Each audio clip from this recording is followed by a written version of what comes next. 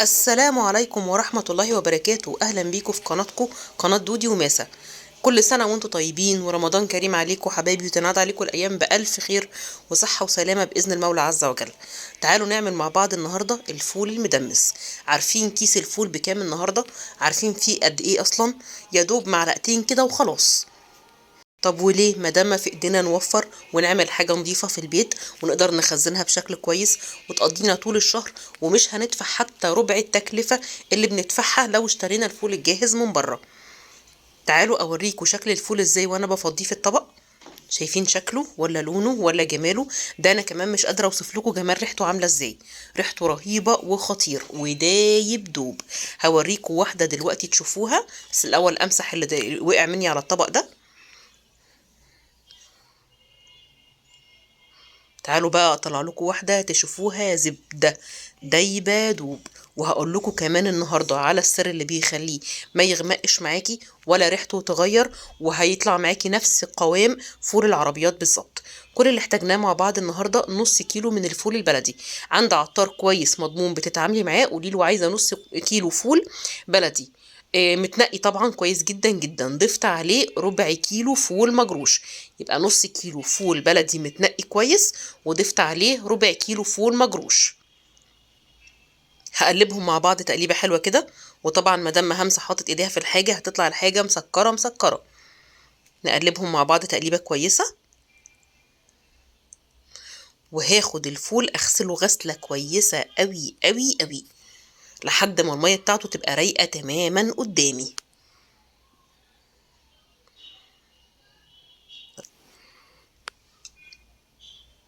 غسلت الفول وحطيته في بوله واسعه. طب انا مستعجله ولسه بقى هنقعه من بالليل للصبح؟ لا لا لا خالص. كل اللي هنعمله النهارده ان انا هغطي الفول بميه مغليه، ميه سخنه جدا جدا. وهسيبه قد ايه؟ هسيبه ساعه واحده بس. كده كأنك نقعتيه من 10 ل 12 ساعه ميه مغليه، وهنسيبه ساعه واحده بس في الميه المغليه. هنغطي البوله بتاعتنا بعد ما غطيناها بالميه زي ما انتم شايفين باي طبق موجود عندك، يكون حجمه قد حجم الإناء اللي انت نقع فيه الفول علشان البخار ما يطلعش بره. وهنسيبه ساعة واحدة بس، ساعة واحدة مش أكتر. تعالي بقى أنا سبته ساعة بالظبط، نشوف مع بعض هو عامل ازاي. شايفين اهو حجمه قدامكم الضاعف. اللي شرايه الفول من بره كرمشت حاجه بسيطه، ولو ضغطتي على الفولايه نفسها هتحسيها مش جامده زي الاول. هي طبعا لسه ما استوتش، بس هتحسيها فيها طراوه شويه كده كانك نقعاها طول الليل. هاخد بقى البوله بتاعتي وهبتدي اجيب الحله اللي انا هشتغل فيها، لان انا ما مش هعملها في الفواله، هعملها لكم في الحله. وهنزل بالفول المجروش على الفول العادي في قلب الحله بتاعتي. طب وهضيف ايه كمان؟ واحده واحده معايا كده وركزي، عشان الاضافات دي هتاخد معاكي الفول في حته تانية خالص.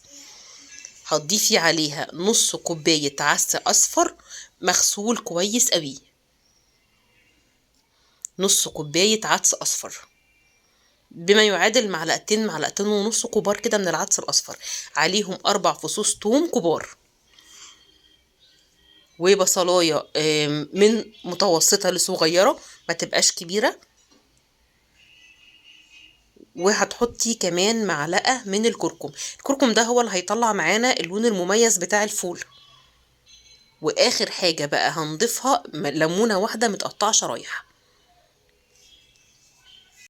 وهبتدي بقى انزل على الحله بتاعتي بالميه، اغطي المكونات بتاعتي بميه، ميه عاديه خالص من الحنفيه مش ميه سخنه.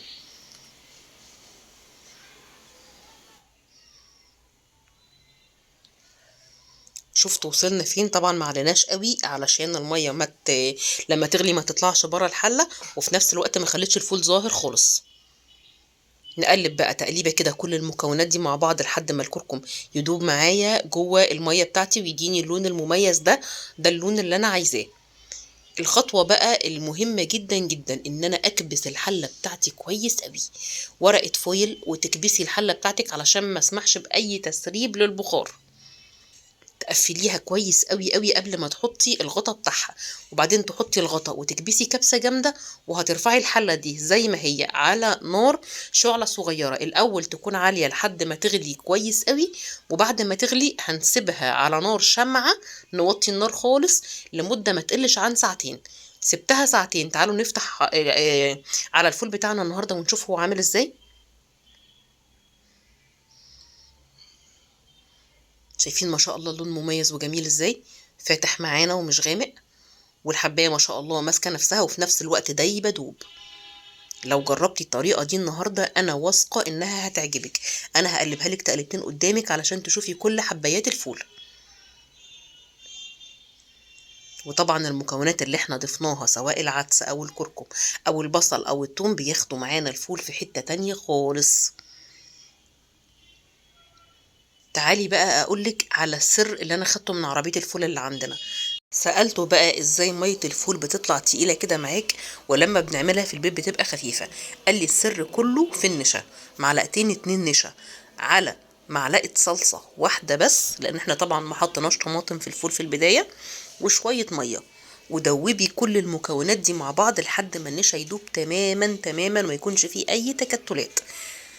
زي ما انتوا شايفين ضفت المية على النشا وعلى معلقة صلصة وابتديت اقلب بالراحة. هقلب بالراحة خالص خالص لحد ما النشا يختفي تماما جوه الطبق، ما يبقاش فيه اي تكتلات عندي.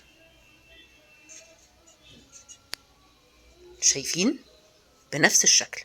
وهاخد الطبق الجميل ده زي ما هو، هضيفه بشكل تدريجي على الفول بتاعي وهو سخن كده، لا يغمق معاكي ولا يطلع الغيره خفيف وعامل زي الميه.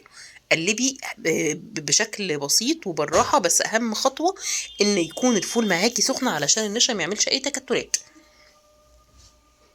كده لسه خفيف، فهبتدي انزل بشويه كمان لحد ما اوصل للقوام بتاع الفول اللي بنجيبه من على العربيه بتاعه الفول. شايفين هو ده بالظبط بالظبط اللي احنا عايزينه، وكمان لسه لما هيبرد هيتقل كمان وكمان.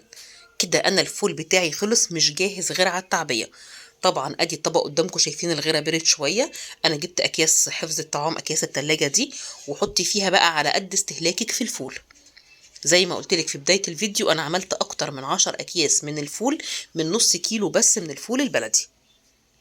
شايفين المنظر قدامكم عامل ازاي؟ وحطي بقى في الفريزر وكلي طول الشهر وبألف هنا وشفا، وما تشغليش دماغك بكل شويه هشتري منين، اصل عربيه الفول زحمه او المطعم مفيش مكان نقف فيه علشان نجيب من عنده فول.